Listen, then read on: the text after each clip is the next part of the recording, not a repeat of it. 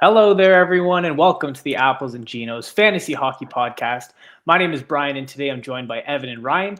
And today's episode, we'll be rolling with trade talks, where we'll suggest some targets, walk through trades, and give you the edge to improve your team. Here we go.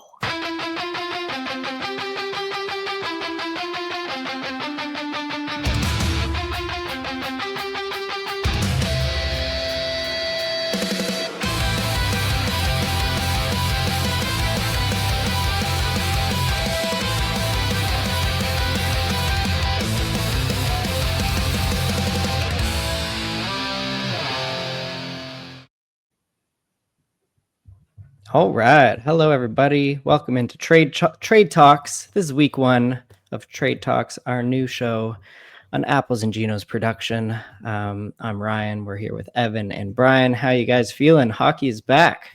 Woo! Woo! I didn't sleep at all the day before. I was so fired up, and it's here. God, I'm so pumped. Come on, boys. We got Yes, hockey. sir. We got real hockey. All those mock drafts are paying off from now. Yeah, from this point on here, boys.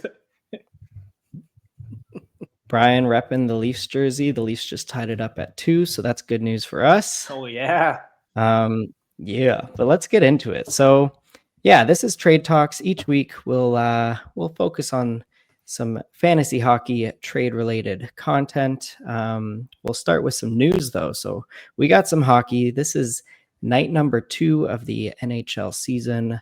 And 0G is alive and well. So that's for sure. After night 1, we had Scott Wedgwood absolutely crush his first game. I drafted him in one of my leagues, and not many people would have drafted him. Arturs Shilovs, he got a shutout for Pittsburgh, so that is definitely 0G. What do you guys think? Do you guys have any 0G goalies that crushed it last night?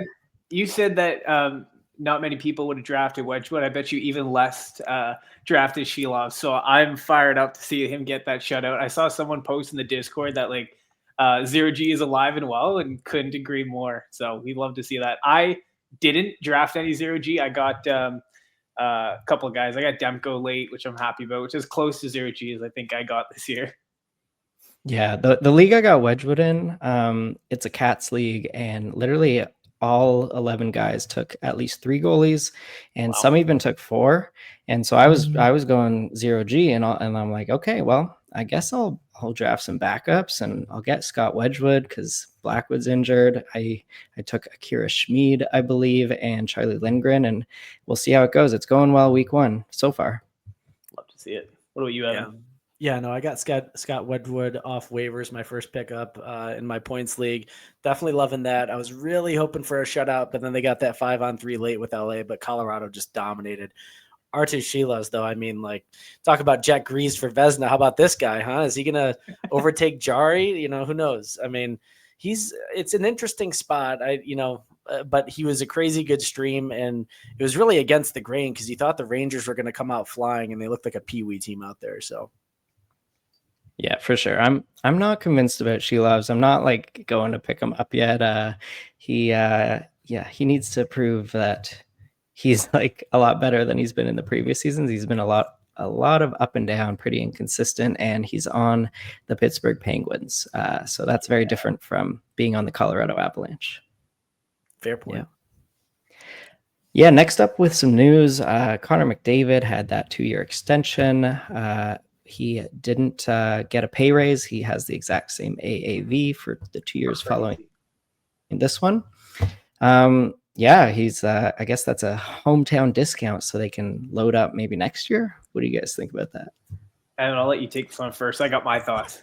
Yeah, I mean, it's great because he's team friendly. I think they interviewed Austin Matthews, and he said he just wants to win, that kind of thing.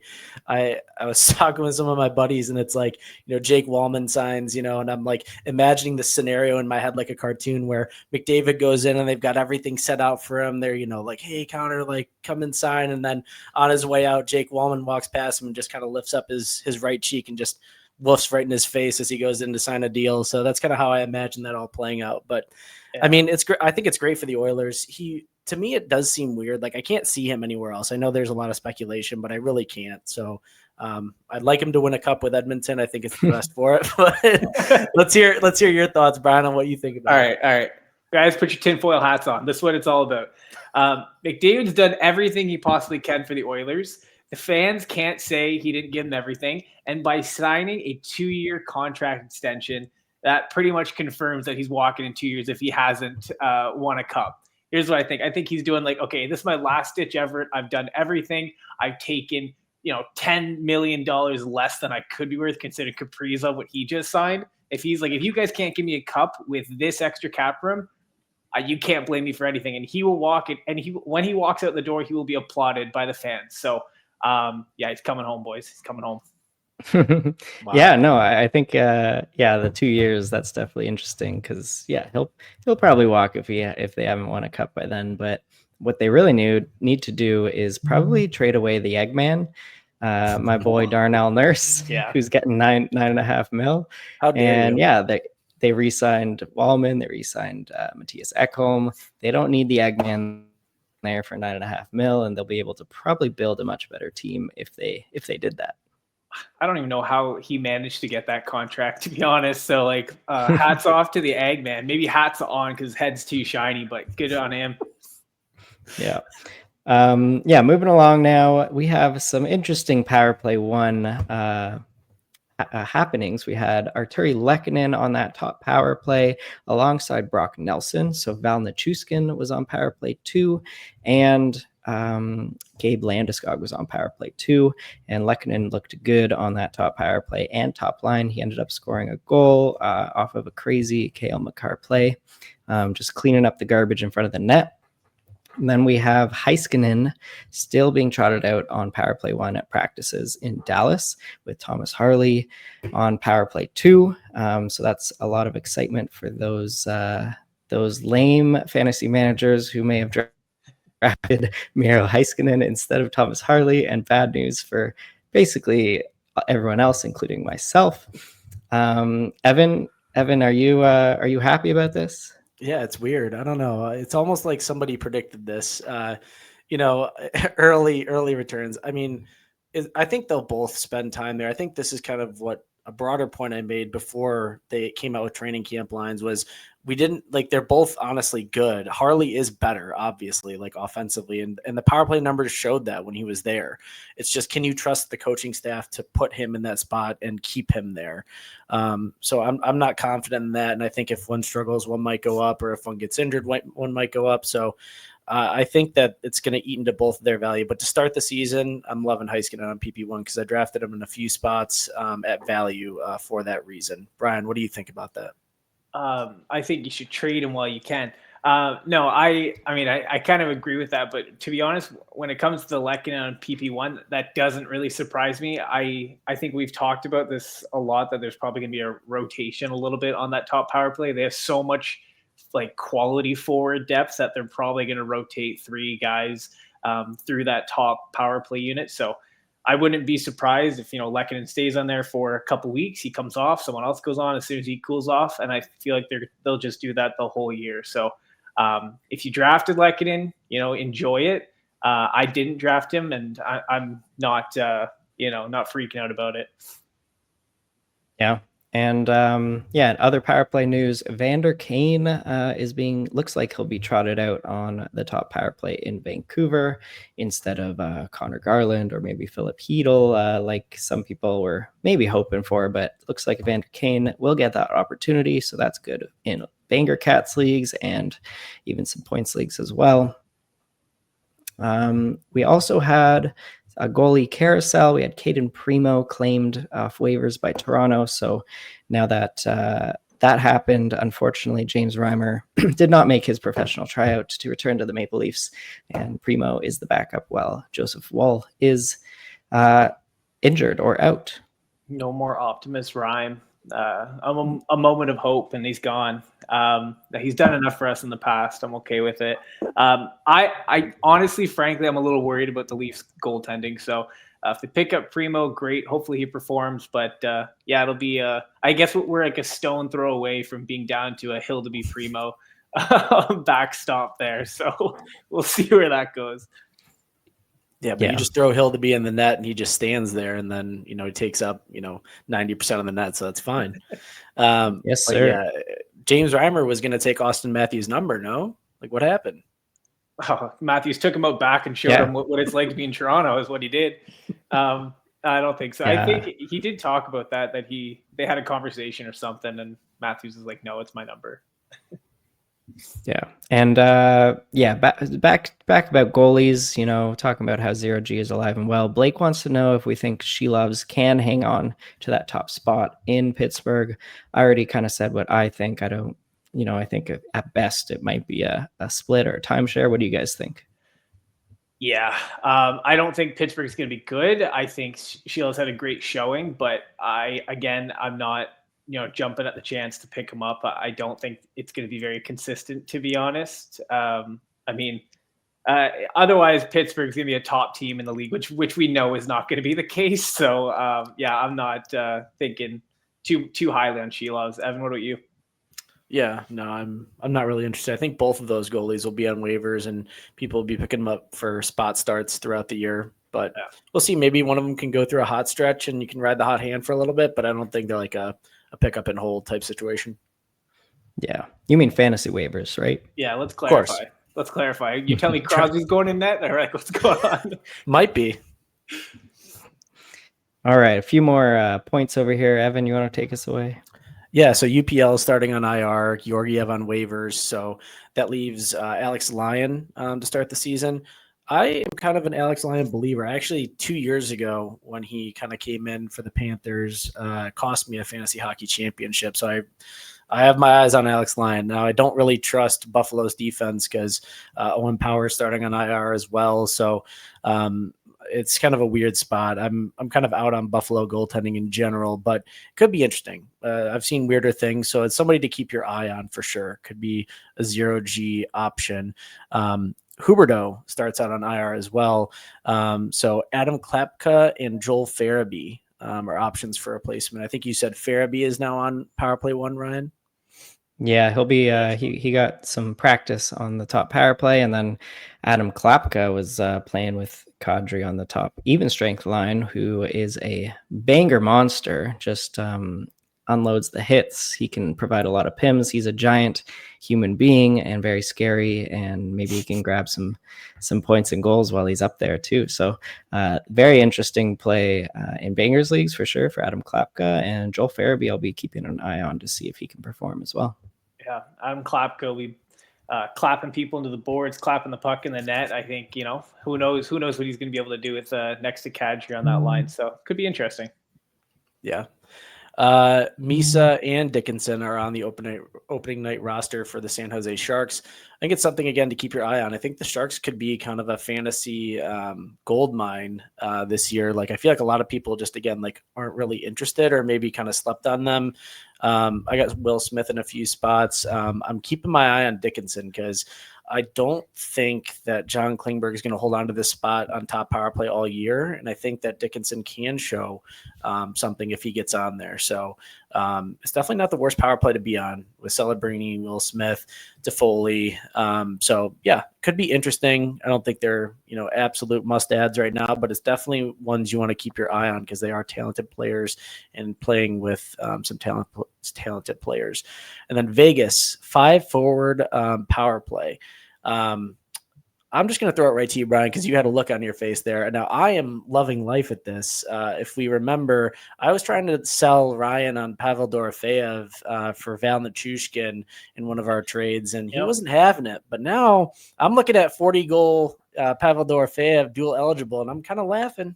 Yeah. I'm kind of glad I didn't draft Shea Theodore because I knew that this was, a potential situation that happened. So like Marner running the power play in Toronto, we saw it go from middle of the pack to top 10, top 12, I think they were, which was pretty decent. So the fact that he's now doing that in Vegas and they already have a really good power play, that's going to bode well for them. So Evan, I'm sure you're laughing about having Dorofeyev and you're going to continue laughing there. And Theodore owners, it's a dark day ahead of you, dark couple days. Who knows how long it's going to go. Yeah, right. Yeah, we'll see. We'll see how long this lasts. I didn't overdraft Theodore, that's for sure. But and I really like Dorofeyev. In my projections, I think I had him at like 36 goals with like a lot of power play time. I had him still getting that top power play. If anything, I think this helps Mark Stone in my eyes from my expectations, because I had Mark Stone as like the odd man out rather than Dorofeyev. So yeah, I think Dorofeyev is still in line with my expectations. 40 goals will be it'll be hard to get to, I think, but I think definitely over 30. So yeah, very cool there. Cool developments out of Vegas. Yeah, I think it leaves most people outside of Shea Theodore drafters happy. I mean, it's weird. I actually reached out to a manager in my league, like, hey, do you want to trade Shea Theodore? He's not on power play 1 anymore. Just like you said, Ryan, like, what if he gets back on there, though, and he's your 4th, 5th defenseman because people don't value him, because a lot of his value is tied to the top power play.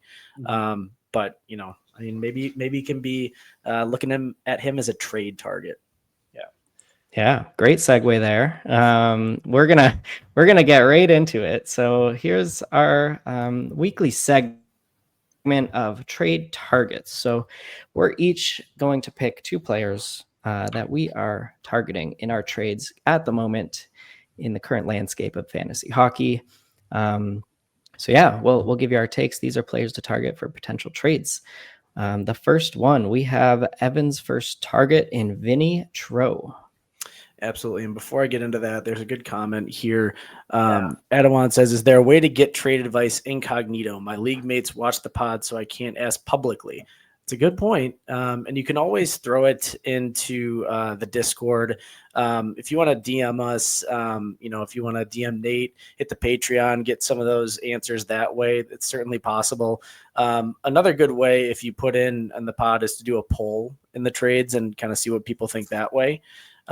But you can always hit us up in the DMs, and if you don't want us to publicly talk about it, just say that. I'm happy to look at some trades. Slide into the DMs. I'm okay with that. I encourage it. Yeah, DM us and give us an offer of like what you want to offer, and we can maybe even put it on our pod, and we'll hide any names, but and we'll do some some rough league settings, just and we'll give it a trade grade. Yeah, absolutely. So Vinny Tro, to me, as a Vinny Tro owner in one of my leagues, the New York Rangers, again, we've talked about it forever. Their playoff schedule is amazing. They have great off nights. Vincent Trocheck in general has amazing periffs. In my league specifically, we're counting faceoffs at 0.1, so he's even more valuable. I think this news coming out with Mike Sullivan saying he wants to give Lafreniere some more power play time has really scared a lot of people off Vincent Trocheck. He fell quite a bit in drafts, despite the fact that he, with his periffs, with his huge shots, hits, and blocks, he's averaging and getting more total fantasy points than a lot of these other kind of flashier names that just get points. But I think managers are scared off of it. I think that they're looking at Lafreniere getting more power play time. I think they're looking at Vincent Trocheck as kind of the odd man out on that power play. And I don't think he's, again, a flashy name. I think everyone wants, the Mika Zibanejad. They want Adam Fox. They want, Panarin. So Trocheck's kind of falling a little bit in my eyes. And I think you could look at a manager and say, well, in the first game here, their power play wasn't clicking, and then they took him off for a bit. They put Lafreniere on there. Is that a sign of things to come? And are people going to be scared of that? And I think that realistically, you could get him at value here in an early trade. And I think he's really, really valuable, not only in just bangers cats, but in points leagues as well. Ryan, your thoughts on that? Yeah, I love that, because if you drafted Vinny Tro and you're just looking at that first game sheet, it's like, oh no, he got taken off the top power play unit for Lafreniere. Alexis Lafreniere, he had 6 shots on goal. Vinny Tro has 0, and Trocheck also just had 1 hit. He did get a block. So yeah, I'd be panicking a little if I didn't know, or if I let my emotions get the best of me. So I might be inclined to trade him away for really trash, and you might be able to get him at value. I love it. Brian, do you think similarly?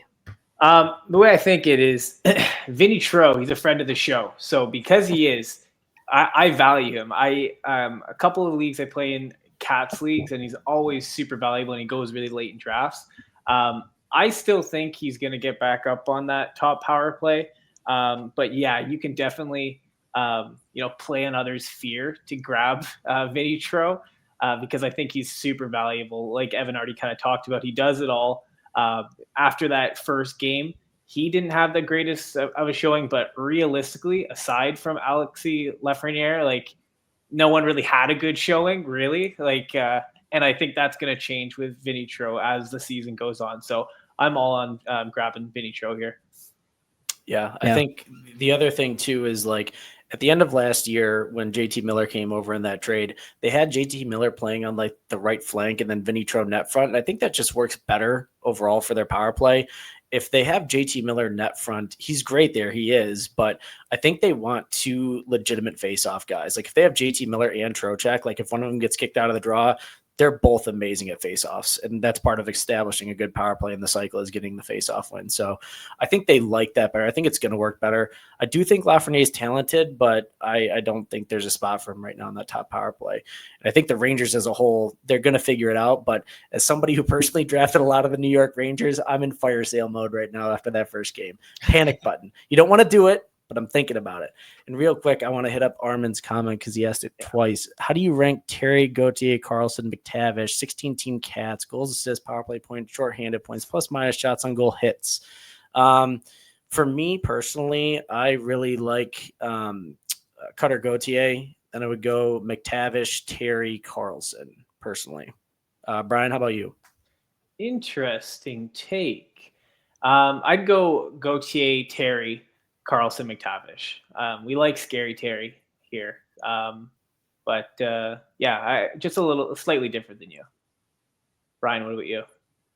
Yeah, for me, Troy Terry is number one. He's the most talented guy on the team and has the highest ceiling. I think everyone's a little too high on Cutter Gauthier. I thought I was a little high when I did my projections, but turns out I wasn't because I only had him at around 50 points. So yeah, for me, it's Troy Terry, then Gauthier, then McTavish, then Carlson. But Carlson is intriguing. He definitely lacks some peripherals, but I think he has a lot of talent and could put up more points than McTavish and Gauthier.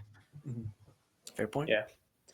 The only reason I have Gauthier above Terry is just because Terry doesn't really shoot, doesn't hit, doesn't block. Gauthier does a little bit more of that. Yeah. All right. Next up, we have my first trade target in Brady Martin. So this will be a little more catered to maybe dynasty leagues or deeper keeper leagues, maybe in keeper leagues where you get a few prospects. But Brady Martin has made the Predators opening night roster. He's playing on that first line with Philip Forsberg. And he had a pretty good preseason. He had 3 points in his 4 games played, but his line really dominated play. They had a 62% Corsi percentage and a 59% expected goal percentage. And yeah, Brady Martin, he was scouted as like this middle 6 forward, maybe in like 3 or 4 years. And now he's on the top even strength line this year. So he could have an immediate impact for dynasty leagues. And I'm in a dynasty league where I'm like going for the win now. And I'd be willing to trade away a more longer term prospect, potentially who have higher ceilings for Brady Martin now. So I could really use that minors player or prospect player and get some games played and some points. So yeah, just a few names I'll throw out that I would probably trade away. So I can get Brady Martin. I would probably trade away Cole Yzerman, who definitely has a lot more talent upside. Braden Yeager, Michael Hage. These are all guys who won't be fantasy relevant in at least 2 years and potentially longer. But Brady Martin could be fantasy relevant this season for deeper dynasty leagues. So yeah, that was a little target for dynasty leagues. Boys, I know you guys aren't in any dynasty leagues, if I'm not mistaken, but what are you thinking about Brady Martin? Evan, you want to go first? Okay, I'll go. All right. Ryan, I'm not going to lie. When I saw this in the show notes, I immediately thought that this was a spelling mistake. I'm like thinking to myself, who is Brady Martin? And I looked into him and I was like, oh my God, like line 1 exposure to Forsberg. Yeah, to me, like that's pretty exciting. Taking a little deeper dive, like you already mentioned, 3 points in 4 games. Like you can't hate on that. That's better than even a lot of the the studs in the regular season already that would that were kind of like underperforming in the preseason here. So I think that's pretty exciting. I would be willing to take a flyer on Brady Martin, especially with that Forsberg exposure. You can never hate on that. Yeah, no, it's interesting. I had heard the name, but I didn't know much about him. But the fact that he's going to be playing this high, like in the top 6, is interesting.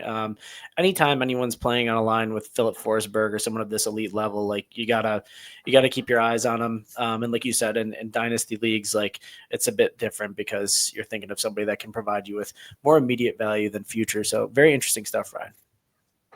Yeah. Yep.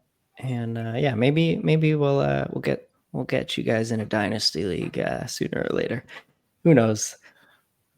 As you guys are hearing my notification go off, we got live updates. We got a David Pasternak goal. No, Ooh, I'm up against him this week. I don't want to see it. And they're going to the power play, Brian. I don't want to see that. Sorry. Nice. All right, Brian, your trade target here, Jason Robertson. I'm not in the mood anymore, guys. Yeah, I'm looking at Jason Robertson because you know what? I think a lot of people might be a little afraid of Jason Robertson right now. What we're seeing coming out of the preseason, looking at the opening day roster lineups, like he was on line 3, line 2. That could be a little scary for people thinking to themselves, oh my gosh, maybe he's not going to get that exposure to Hintz and Rantanen, which you got at the end of the year. People could be scared, and I would be willing to take a jump on Jason Robertson. Right now, he's playing with Wyatt Johnson, which you can never hate. So he's going to get his points. We love to see that. Also, given that he's not on that top line right now, that'll probably mean he's going to get some easier matchups. Depending on how Dallas kind of deploys their lineup, that could bode really well for Jason Robertson. And at the end of the year, he might even finish with more points than Rantanen. So I am all in on grabbing Jason Robertson. Strike the iron while it's hot, but more importantly, like strike the fear while it's there. So that's my thought on Jason Robertson. Do either of you guys disagree with that? No, I am a Jason Robertson owner as well. Drafted him last year, drafted him this year in like the 3rd, 4th round spot. I'm always going to be in on Jason Robertson. He does everything that we want for fantasy. It doesn't matter where he plays in the lineup to me. There was some speculation like, oh, they're going to stack the top line in Dallas this year, play J-Rob, Hintz, and Rantanen like 20 minutes a night, and that would have boosted all of their fantasy value. But I honestly think him with Wyatt Johnson's even more interesting. Like they're both dynamic, and I think it could raise both of their ceilings. So yeah, I'm all in on Jason Robertson. Ryan? Yeah. So as the season really hasn't started for the Stars, my thesis for the Dallas Stars has not changed. I was no, I was lower on the Stars because I was worried that they're going to spread out all 3 lines or maybe even all four lines. But it looks like they're going to roll 3 lines instead of having a 3rd line of Sam Steele, Maverick Bourque, and like Colin Blackwell. They spread each of those 3 guys out. So Sam Steele is practicing with Hintz and Rantanen, Blackwell's with Duchesne and Sagan, and Bourque is with Johnston and Robertson. And really they have like 3 potential first lines, and that'll just mean less ice time on average for everyone involved, which limits the ceiling here. The only player that I might be starting to turn on is Mikko Rantanen, and that may surprise you, but shocker. But it's only because of like Gulletson said he wants to play him a full 2 minutes, which actually it scares me for the rest of the Dallas players because I'm like, oh, are they actually gonna split 2 power plays and just leave Rantanen on the whole time, but actually take off all the other stars at like the 1 minute mark? Maybe. And that hurts the upside for a lot of Dallas Stars. But again, we're still preseason. I'm not convinced that that's going to hold on all season. But if Rantanen's playing every power play minute in Dallas, getting the Ovechkin treatment, that really changes things for my expectations on Rantanen. I definitely when that came out in the preseason, I altered my projections a bit before my final version, got him up to 87 points, still not the 90 point mark. So I still don't think he was worth a 1st round pick, but I'm a little more intrigued on him. That's for sure. Interesting. Yeah. Yeah. I don't know that the Dallas, like these lines that we're seeing, like you said, are really truly going to hold. Like it's going to take like, again, like the success of the Stars, like, are they going to be scoring? Are they going to be winning games? Like, and if they are, they might keep it and it might hinder their fantasy value. But if they're not, or even like midway through the season, I think it may end up being, again, that top two of like J-Rob, Hintz, Rantanen, and then Duchesne, Sagan, Johnston. And they just have to kind of go with those top two, at least until Jamie Benn gets back to provide a little bit of a buffer. But Sam Steele on the first line, that's just makes me nauseous. Yeah. Yeah. I think if we're seeing a lot of outgoing calls from Dallas to Washington, then you'll know that they're trying to figure out a way to keep Rantanen on that top power play the whole 2 minutes. And that is when, you would think to yourself, okay, Rantanen's stock just went up a little bit. But from my standpoint, I'm still in on Jason Robertson, bottom line. Yeah, here's how the call would go. Rantanen would call Ovechkin, being like, "So Ovi, they want to play me 2 minutes. What do I do?" And he just says, "Okay, you just need to stand still. Just don't move. Don't move at all. You don't want to get tired. Stand still." Stand still and then take slap shots. That's it." Hey man, Exactly. It's the greatest goal scorer in NHL history, standing still, rifling it. Doesn't matter if he goes right or left. The goalie can't pick. It's too hard of a shot, too accurate. Interestingly enough, I don't know if you guys caught some of this Capitals Bruins game, but when they had him on the power play, they're doing this thing where they have him on like the bottom right of the circle, like, and then they're switching it once they cycle. So they're like trying to get him to actually move a little bit to create like a shift so that the PK has to kind of adjust to it. I thought it was interesting. But Ovi, eye test, first game, he doesn't look like he's been eating Cheetos and Diet Cokes all summer. He actually looks pretty decent. He's actually still. moving. Yeah. He's moving. Yeah. Well, unfortunate for him, he's moving on the power play, and they took him off after like the first power play unit came off on the first one, but I think they left him on the second one, the whole unit. Maybe he's getting too tired. Who knows? They're making him move too much. He's going to be talking about him after the game. I move too much. Let's adjust. I need to stand still. Yeah. Yes. All right. All right, Evan, your second trade target here. My second trade target, Val Nichushkin. And I'm just, I'm sure some of my buddies that are going to be watching this later are going to be laughing as I hit them up in their DMs, trying to get Val Nichushkin off them, as I did to you, Ryan. So he is power play 2, line 2 right now. And I think that in conjunction with his history, you can kind of make a talking point to some managers. Again, he didn't get a point. He wasn't involved in that offensive explosion yesterday. They have Brock Nelson on the top power play. Little sneak peek for what's to come of what we're going to talk about player-wise. Brock Nelson, I think, is there to win faceoffs, and I think it's a personal mistake to have Val Nichushkin off this power play and then Lehkonen on it. Although, again, if it works, then they may continue to rotate players on and off. But I think the talent that Val Nichushkin has just to drive offense, he has an elite shot, underrated shot, and he's great net front. So I think he really should be on that top power play. And he's proven his worth there time and again when he's healthy and when he's on the ice. But again, you can use this as a talking point to managers. Like, he's on power play 2. He's on line 2. He's not skating with McKinnon in either spot. Like, what are you doing holding on to him? Let me give you somebody that's power play 1, go out and give somebody a Morgan Geeky or, maybe even like, just somebody else, top line, top power play that you could make the case will get more points than Val Nichushkin, and maybe you can get that done. Ryan, are you interested in trading me Val Nichushkin still? I am not. I do not want to give away Val Nichushkin yet, but another point you can make while you're trying to get him off of me is that he only had 1440 of total time on ice last night when Arturi Lehkonen had almost 24 minutes. So that's wild. I don't know if that'll stay. I think Val Nichushkin is too talented to just keep off the ice for that long. Brian? Yeah, if he's off the ice too long, you know what might happen? He might find some other hobbies to do. So you want him on the ice. You want him on the ice. And I think just to my point earlier, Evan, I think that top power play, like that last spot with Lehkonen and Nichushkin, I think that's going to be rotating all year. So personally, I wouldn't want to get rid of Nichushkin. I think Colorado as a whole is too friendly to fantasy managers that I want a piece of Colorado wherever I can get it. No, that's absolutely fair. I'm trying any way I can to get Valentin Chushkin on my team, but maybe you guys can get somebody to give him away for a decent price. Yeah, you know what they say: if he's on the ice, he's off the snow. So he doesn't. He likes to snowboard. He likes to snowboard and ski, is what I hear. That's right.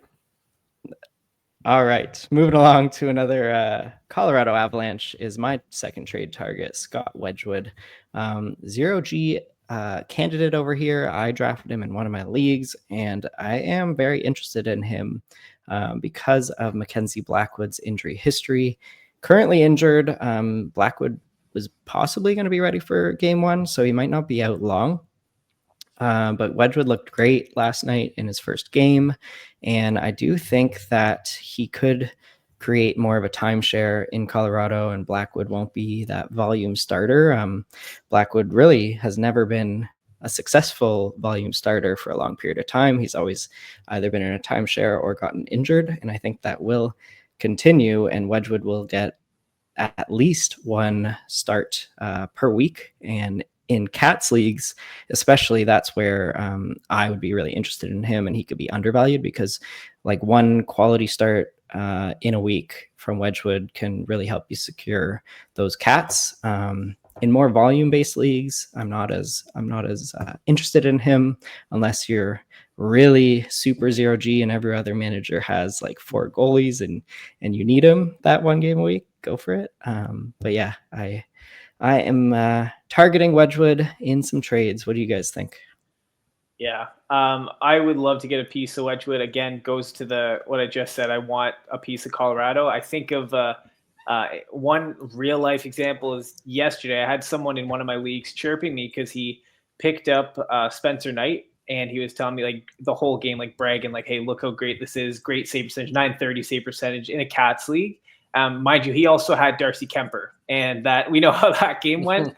And I'm, messaged him back like, "Hey, how are your goalies treating you now?" Like, so it goes to show you if you can get a quality start from a goalie, even if it isn't 3 games that week, if he gives you one that really is going to boost your save percentage, goals against average, and then add to the win column more likely than not, especially playing on a team like Colorado, who we know are Stanley Cup contenders. So. I'd be interested in Scott Wedgwood. Not sure if I'd really want to give up too much, considering he's probably won't play enough to merit like a quality trade, but definitely want to keep my eye on him. Yeah, I'd trade Artur's Shelovs for him. That's for sure. I think that one would get vetoed. But I picked up Scott Wedgwood, as I said, and he got that win. He just looks solid. Like he even like as like a backup, quote unquote, like he just like he's not flailing around a bunch. He's like very like comfortable in his stance. Like he's not, like he's just very square to the puck is what I saw in that game. And I really like his demeanor and his calmness. I'm kind of checking out his goalie mask here a little bit with these dogs, and I don't know if that's like Princess Peach or something. It's pretty interesting stuff. But it's meant to distract the opposition. It worked yesterday.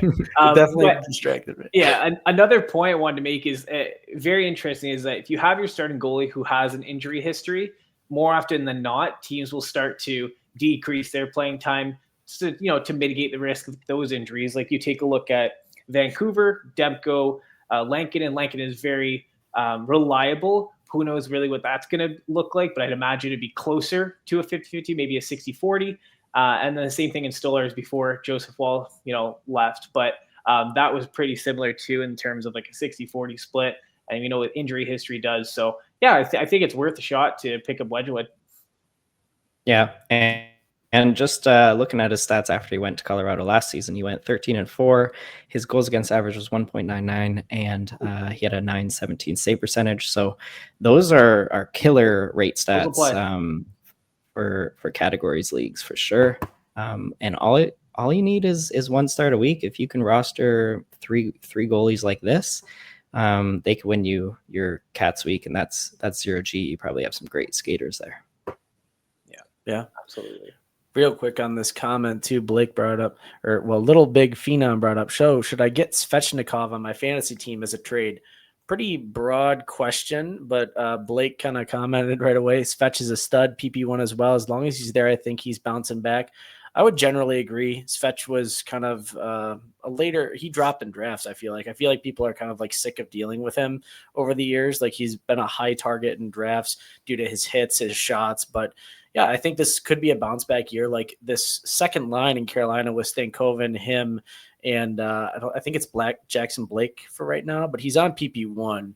And so I think, he definitely could be due for a bounce back. Although I don't know if he's completely healthy going into the season. Do you guys see that monster hit he took from that guy? I can't remember who it was from Nashville, but I just kept seeing that clip over and over. Man, that was tough. Yeah. He's got the injury narrative unfortunately tied to him. And I think I'd be willing to make a trade for Svech because he covers a lot of categories. He'll give you your points. But I would be careful on the type of trade. Like I would be hard pressed to trade any of my, top 6-7 picks for, someone like Svech, just given, he hasn't broken out when we wanted to break out and expected to break out for the last couple of years because we know he's capable of it. Yeah, I think so I'm in a similar place where this is probably the first season that Svech is really dropped in drafts, and but the guy who drafted him, probably has some high expectations for him. So you're not going to get him for nothing. And if you didn't draft him, what are you trading for him at this point in the season? So maybe wait a bit, see if he gets injured, and then trade for him and put him on your IR, and maybe you can get him for nothing. So yeah, I don't know if I'd be targeting him at the moment in a trade unless he really dropped super late in drafts. Yeah, fair. All right, Brian, we are going all Avs on our second trade targets. Yeah, I'm thinking maybe this segment may as well be called trade targets on the Colorado Avalanche at this point. But listen, we got to talk about Brock Nelson because, we got to talk about him some more. We talked about it a little bit already, but he is power play one. He is on a second line that is solid. Got Nuke, got Landeskog. He has great supporting cast around him. He had a pretty decent preseason. And more importantly, looking at what he did yesterday in their first game of the season, I think he had just like 23 minutes of time on ice, which is a lot more than I think any of us were expecting, to be honest. So if he's getting that type of ice time, the points are going to follow. He got an assist yesterday, good showing, couple shots. I think he's definitely worthwhile to go pick up. To Evan's point earlier, they probably have him on that power play for someone that's reliable on faceoff. So I think for the time being, at least his role in the top power play is also pretty secure. I'd be looking to pick him up. So give me a piece of that Colorado Avalanche. Rebuttals? Anyone? Yeah, no, I think we were talking about it off air a little bit. I have Brock Nelson in one of my points leagues, and I'm having a tough time dropping him. And I have 5 center only guys. So, it's a tough spot. I feel like he's decent to hold on to. Colorado's got a good playoff schedule, ton of off nights in the first round. As long as he's PP1, he's going to hold extreme value. I think either way. And Ryan kind of mentioned it again off air. He didn't really do a whole lot. He wasn't involved in a ton of the playmaking on the power play. Like he's not part of the big cycle. He's kind of just there, if that makes sense. He's almost like Drouin was, but he's winning the face-off. So if he wins the face-off, gets it back to Makar goes to McKinnon, he's getting that secondary PPA. So I'm really excited about Brock Nelson. Plus, he could help drive that second line. The second line is not nothing in Colorado. Like Valenchushkin and Gabe Landeskog, they're gonna eat too, I think, a bit. So Ryan, you like Brock Nelson as well in this spot. Yeah. Again, I'm not sure. Maybe the guy who owns Brock Nelson didn't watch the Avs game, didn't look at the game log, didn't see that he played 23 minutes. So, or on the top power play. So I think it'll be tough to grab Brock Nelson at value here, trade away at value, but definitely, Brock Nelson, he could be a 60-point, 20 power play point guy, which would be a great depth player on a lot of teams. Yeah. And Evan, were you even going to give Ryan the option to rebuttal? Because I heard you say, Ryan, you like Brock Nelson. Like you're telling him, like Brock Nelson. I need him to tell me to like Brock Nelson so I can continue to hold on to him for no reason. But gotcha. either way. Armin, real quick in the comments again, who would you send to get Trocheck? That's a good point because I didn't really say that. I mean, you look at like, again, like in a points league that has like decent banger weighting, like, I mean, I'd be sending honestly like a Logan Cooley, Rupe Hintz, like for Vinny Tro, like some of these again, like flashier names on top lines that are going to get more maybe total points, but not provide the periffs. I'm all about that. Sending some of those guys, or even like a mid to higher level winger, if like a different team need presents itself. Either of you guys opposed to any of those? Nope. Nope. No, I like it. A trade grade. All right. Yeah, moving along here to our next segment called Trade Grades. So here is where we will put some grades on some trades. We'll see if you got fleeced or you did the fleecing or if it was just a fair trade. Each week, we want you to send us your trades. So get on in the Discord if you aren't already. And there's a channel content team mailbag. We want you to submit your completed trades, your trade offers potentially, or just some ideas, but we want a lot of detail. You know, we want the league settings, the number of managers, so we can provide a really informed grade. So without further ado, let's get to our first trade. So this one, we have a points league, and the points are on the board there. It's goals 6.5 points, assists 4.5, a power play point is 1, a shot on goal is 0.7, a hit is 0.7, and a block is 1 point. In this trade, we are giving away Macklin Celebrini and Nick Suzuki, and we are receiving Jack Eichel and Bo Horvat. So I will start with my trade grade here. We are giving this a B-. All right, so yeah, over here, I don't love this trade. You are getting the best player, which I do like, and that's why it's in the B range. But yeah, I have Celebrini and Suzuki really like ranked in the. We'll go back to the trade here. Ranked in the like 30 to 50 range of top players, and we have Jack Eichel, who's top 12 player, and Bo Horvat, who is really not on the same level here. So I like to think about these trades near the start of the season as, okay, well, what draft picks did you use to get these guys? So Jack Eichel, you may have used a first or a second. Celebrini, you probably used a third or a fourth. Suzuki, you probably used a fourth or a fifth. Bo Horvat dropped a lot, and you probably used like a 14th rounder, maybe 13th rounder. And so really, in my eyes, I like to think of this as let's say a first rounder and a 14th rounder for a third and fourth rounder.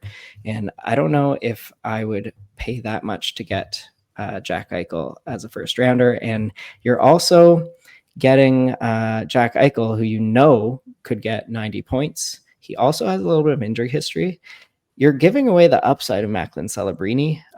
It's possible Celebrini just gets 70 points, but there's the upside to be as good as Jack Eichel. And I would just probably not complete this trade because I would be scared of a 90-point Celebrini making me look bad in this trade. But yeah, so that's a B-. Evan, let's hear yours. Yeah, I'm loving these little pixelated versions of us that Blake was so kind enough to make. I'm gonna have to like get a badge and kind of wear it around with this.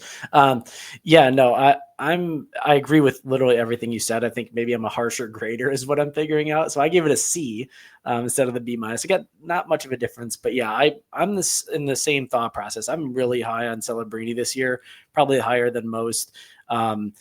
I'm not a big Jack Eichel fan. I know Marner's there, and I know he's going to be playing on his line, so there's kind of more upside for that. But Jack Eichel had his best season last year, and we kind of forget about his injury history a little bit. I didn't get any of Jack Eichel this year, and there was a reason for that. So I really like Macklin Celebrini, and I agree with your take of like I think Suzuki's a higher end center than most realize. Bo Horvat is kind of like a good like you said, like middle draft center, but he's nobody special. So you're really trying to go for like the best player available here, which is Jack Eichel.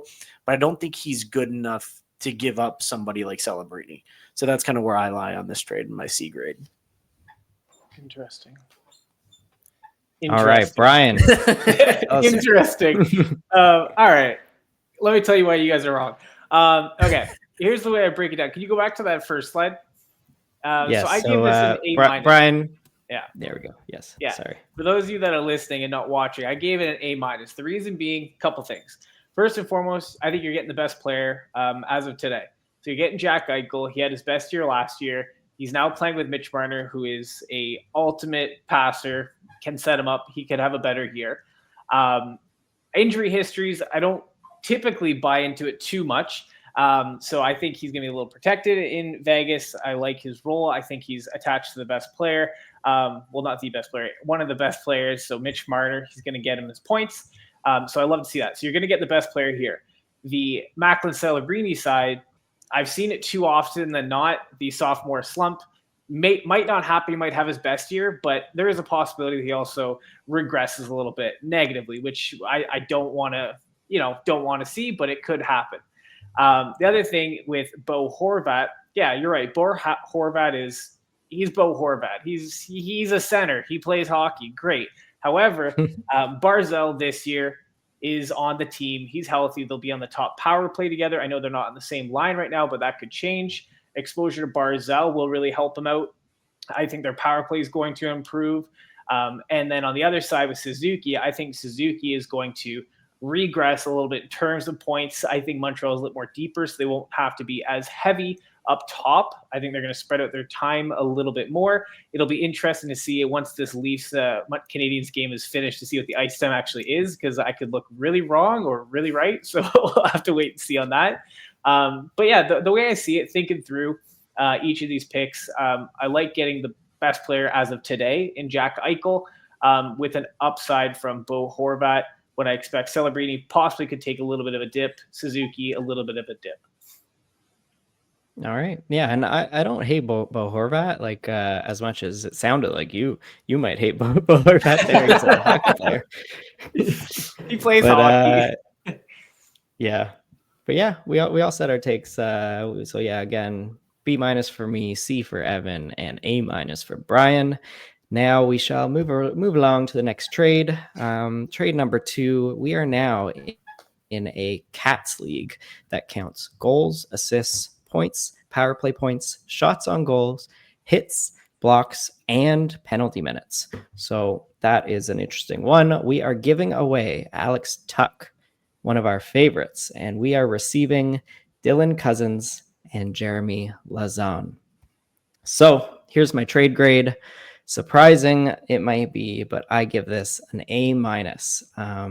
So yeah, in normal leagues that don't count penalty minutes, you would look at this and you'd be like, you're giving away Alex Tuch and you're getting what? Nothing. You're getting nothing over there. Dylan Cousins, Jeremy Lauzon, these are waiver wire players, but this is a league that counts penalty minutes, and Dylan Cousins, I have just as valuable as Alex Tuch in a categories league like this because he hits a ton and he's playing on the top unit last I checked, and he gets plenty of penalty minutes where Alex Tuch just really provides those blocks.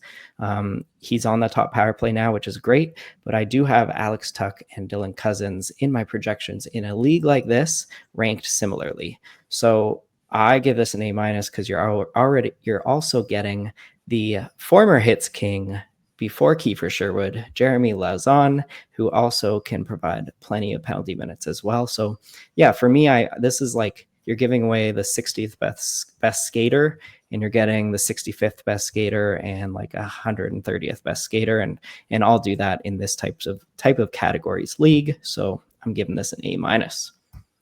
Evan, let's hear your take here. So, there was an episode that came out, 8 players Nate was wrong about, and I'm going to have to come out with my own episode. Trades Ryan was wrong about, and this would be the start of the episode. So I gave it a D+ as opposed to Ryan's A-. And I understand the take of, ranking them similarly in this format with PIMS. I cannot stomach giving away Alex Tuch, even in this format. It's a 2-for-1, which we've kind of outlined as in any format is not great because you can open up a streamer spot, which in this kind of format, you can still stream like PIMS and hits in a week. Like I feel like there's still guys that can provide decent value at that. and you can secure a guy that's going to get more points. I think in general too, just I'm not as high on Dylan Cousins. I don't know that he stays on that top power play the entire year, and I don't know that his even strength role is going to be as good. I'm not sold on him, to be honest with you. But I can see the argument for it based on his category coverage, because he does hit a lot. He does get great PIMs. Jeremy Lauzon hits everything in sight. So I can understand the rationale, but giving up the best player in the trade and one that gets crazy blocks in a contract year that may get more points than last year, I am not about it personally. Interesting. All right, now we have Brian. Let's hear it. Yeah, I'm going in the opposite direction. I gave this a B plus. I had a lot of I thought on this way too hard, because at first I'm thinking exactly to Evan's point. I'm thinking, you know what? I don't want to give up one player and get two back, because then I don't have a streamer spot. However, Jeremy Lauzon has hurt a lot, and he's very valuable when he's in the lineup. But when he's not, stick him in the IR. Grab someone else who's going to fill those roles. He's too valuable not to play in this sort of category league. Dylan Cousins bangs a lot. Yeah, Alex Tuck blocks a lot, but he's also not on the top line with Thompson the last I checked. He has that power play, but I don't think his point ceiling is going to be much higher than last year. And I think Cousins with a full year on the Sens is going to be, really nice for him. He hits a lot. And then Jeremy Lauzon, typically you don't want to do a 2-for-1 deal if you're getting two players back. But I think in this situation, I would be happy to get it, because to Ryan's point, he is the former champ for the former hits champ, and I want to have that on my team. The biggest differentiator for me is Alex Tuck blocks a lot. Sure, Cousins and Lauzon do not, but that's fine, because they'll make up in penalty minutes, because they hit a lot. They might throw some dangerous hits that gets penalties, which is totally fine. And if Lauzon gets hurt, IR, pick up a streamer. I'm happy with that. So kind of met in the middle, go with a B plus, but I'll take Lauzon and Cousins. All right. And Brian, the Leafs just scored a third goal. Let's go. All right. Oh no. Don't tell me it was Nylander though. Yeah, exactly. Same. Alrighty, moving along to our third trade grade. Now we are in a points league again, similar to APL point setting. So 5 points for a goal, 3.5 for an assist, 0.5 for a shot, 0.25 for a hit, 0.6 for a block, 0.5 for a power play point. But with the addition of face-off wins counting as 0.1 points. So that makes it a little more interesting here. We have we're giving away Wyatt Johnston and Bo Horvat. Bo Horvat pops up again. We're going to give him away. And we are receiving Sebastian Aho and Matthew Barzal. So my trade grade here for this one, I give this one a C+. I don't love this trade. Personally, yeah, we are getting the best player here in Sebastian Aho, but I don't think it's by a lot. So you're giving up Wyatt Johnston, who, I have him projected to be ranked in the 50 range. I have Sebastian Aho to be projected in the 35 range. So you're improving there, but Wyatt Johnston has tons of ceiling, where if maybe he's the one who gets 2 minutes on the top power play instead of Rantanen. Who knows? He's got more ceiling, I think, than Aho. He could hit in the right situation and the right development, he could hit 90 points. And then, so I think, I'd rather, if I drafted Johnson, I'd rather hold on and wait and see if he can hit a ceiling. And then Bo Horvat in this format, I have Bo Horvat very valuable because of those face-off wins. It's really an added maybe 30 to 40 fantasy points over a player who is not that great at face-offs. So I have Bo Horvat ranked higher than Matthew Barzal, interestingly, in this league. Even though I have Barzal getting more actual points because of Horvat's face-off wins, I have him getting more points. So I just wouldn't do this. I like Bo Horvat in a face-off league too much. So my trade grade is a C+. Evan, Let's hear it. Yeah, so this trade came from my league. So I feel like I can speak on it a little bit too. We're close in our grade this time, and I think it's the same situation. It's interesting because Bo Horvat in this format compared to Sebastian Aho, you would think, well, Sebastian Aho is a much more offensively gifted player. Like he has more higher, like a point ceiling, power play points, which may be true, especially with the addition of Nick Ehlers. However, in the past, like 3 or 4 years, Sebastian Aho had averaged within 0.3 fantasy points as Bo Horvat in this format with faceoffs. So Horvat wins more faceoffs. He's a little bit more physical. So it kind of evens out. And I think the difference between Wyatt Johnson and Matthew Barzal in this format, now I know he's going to be playing center starting out, so he might have the opportunity to win some more faceoffs. And he's right wing eligible. And so is Wyatt Johnston, but Wyatt Johnston won more faceoffs and again, he has averaged last year more than Barzal has averaged in his entire career in fantasy points. So it's kind of a wash. I guess you're looking at position wise, like if you're going center versus Matthew Barzal and Johnson being right wing in this format, Bo Horvat and Sebastian Aho, you're getting the better center. You're getting Wyatt Johnson as the better right winger. So you're kind of swapping best of positions. So I think it's a fairly even trade, but I don't know that anyone wins it more than another. I'd favor the giveaway side of Wyatt Johnson and Bo Horvat. So my grade is a B. Yeah, right on. And yeah, like if I saw this trade in my league, I'd be like, great. Like I'm really happy people are trading, and it's kind of a wash, and I don't think either team gets much better. Yeah. And I think it might be, again, like if somebody has more Dallas on one team or somebody has more Carolina or, something like that, could be a reason to do this trade. Yeah. And I think pretty sure I'm right smack down in the middle between you two. So I agree with both of you. I think the only thing I'll add is I think Dallas's power play is going to be a little better than Carolina's. So I'd rather hang on to Wyatt Johnson. To Ryan's point, if you drafted him, I want to keep him. And then what you guys kind of already broke down with the value of Bo Horvat, unless you're really taking a look into it, a lot of people might overlook that.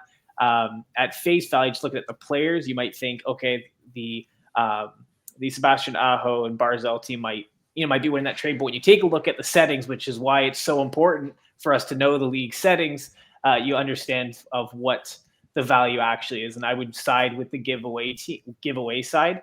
And lastly, we've seen this in the past. Barzal on playing center might move to the right wing. So if he's on the right wing, he'll be taking less faceoffs anyways. I want to see him on a line with Bo Horvat at some point. And if that's the case, Horvat will be in the middle. Barzal will be on the wing. So for that reason, I'm a little bit lower. I'm at a B- for this. All right. And that brings us to our next little segment here, where we're just gonna show you who's on our watch list, who we're watching. But before that, Brian, Armin has a question here. Should he drop Ginos to get Elias Lindholm? He would only have 3 out of 4 D, but someone just dropped D'Angelo, and there's not many great free agents in a 16-man league. And this question is a great segue to our watch list. So let me know, Brian, what you think about this question. At face value, without knowing the league settings, I would say typically what I honestly do is if I have a four defense rosterable team, I usually draft 3 and I use a 4th as a streamer, because there's usually a ton of defense that are not in the top bits that go really high in drafts. So I'm okay with a streamer. Depending on how many centers you have, that's also really important. But Elias Lindholm on the top line, playing with Pasternak, really great. On the power play 1, really great. Love to see that. And I think he's due for a bounce back, whereas I think we know exactly what we're getting with Ginos. There's not going to be any surprises there. In fact, his production might go down a little bit this year. So I'm bigger on Elias Lindholm. So I would definitely be pulling the trigger on that for sure and pick me up some Elias Lindholm. Right on. And another guy on our watch list is Jet Greaves. You may have heard us talk about Jet Greaves before. Once or twice. Evan, what do you think about Jet Greaves, Evan? If I were a betting man, no. But you are. But I am. No, yeah, I think he's the better goalie between him and Elvis Merzlikins. Let's just be real about it. Like I think he's the better goalie. The question is he going to get the opportunity? I think the answer is yes, because I think Merzlikins, like there was a tweet that came out, they were battling for, that opening day spot, and it still is up in the air. We don't know who's going to start the first game. But I wouldn't be surprised to see a split starting out. But then if Merzlikins starts to drop more and more with those L's, they're going to start to go to a 60-40 or maybe even more. And Merzlikins has gotten injured in the past too. So he's not a completely healthy, reliable goalie. He has gotten injured. So yeah, I think this is Jet Greaves' team now. If he can, he has the opportunity to seize the moment here. And if he does, then Ryan's bet for the Vezina is going to look really good. Yeah. And if you, I don't know about really good. Yeah, it's the phenomenal. Best. Yeah. No, can you imagine if he wins the Vezina? That would, I don't even know. We would all, that'd be crazy. If anyone does bet on Jet Greaves to win the Vezina and he wins, you have to give half of that winning to Ryan, because I'm pretty sure he started this trend. Send all your bets and tag Top Cheddar Fantasy, please. That's right. Yeah. Just let me know. Sorry, let me know if you put down more than 50 cents on it. Yeah, exactly. No, but if you haven't heard of Jet Greaves already, you really should be paying attention to him. Very talented goalie. I listened to Real Kipper and Bourne the other day, and I forget who it was they brought on, but they were talking about the goalies and the quality starts they have, and kind of gives a good indication of how they're going to perform.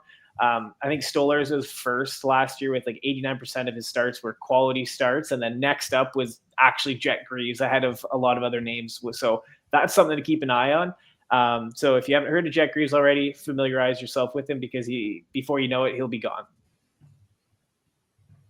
Right on. Yeah, we like Jet Greaves here. We'll see what happens. And then the third guy on our watch list here is Jack McBain. He was practicing with Clayton Keller and Nick Schmaltz at even strength on that top line yesterday, I believe. And that is a great spot for him. He is a banger stud.